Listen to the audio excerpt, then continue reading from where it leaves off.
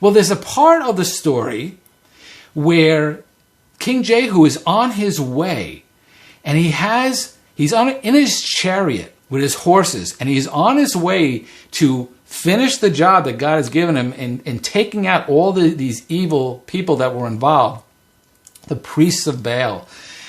And he runs into another person, Jonadab, and I'm going to just read it. Just let me read this small section. This is 2 Kings 10, 15 and 16. It says, after he left there, he came upon Jehonadab, son of Rechab, who was on his way to meet him. Jehu greeted him, and he said, are you in accord with me, as I am with you? I am, Jehonadab answered. If so, said Jehu, give me your hand. So he did, and Jehu helped him up into his chariot. Jehu said, come with me and see my zeal for the Lord.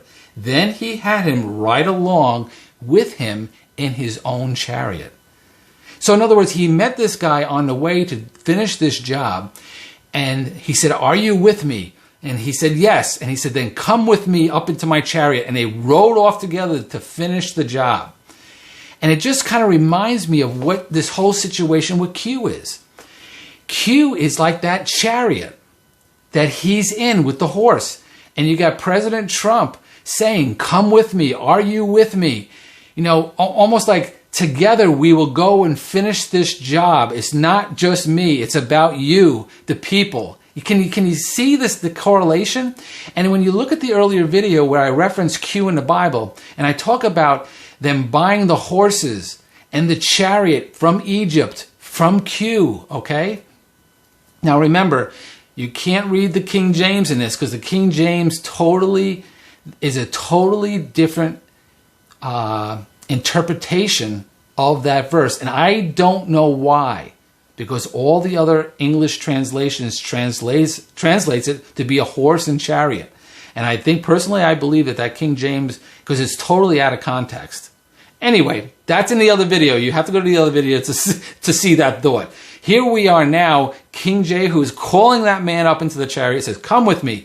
That chariot that he has, is the chariots that were probably used by King Solomon himself. They were probably bought from the same people. And it's almost like you have the same type of situation, because like today in modern times, you have this queue and you're being called to join up. Come with me. Let's finish this fight together. It's just it's very interesting to watch the correlation, how parallel everything is. And these things are not happening by accident. This is human history that's being played out for generations and centuries.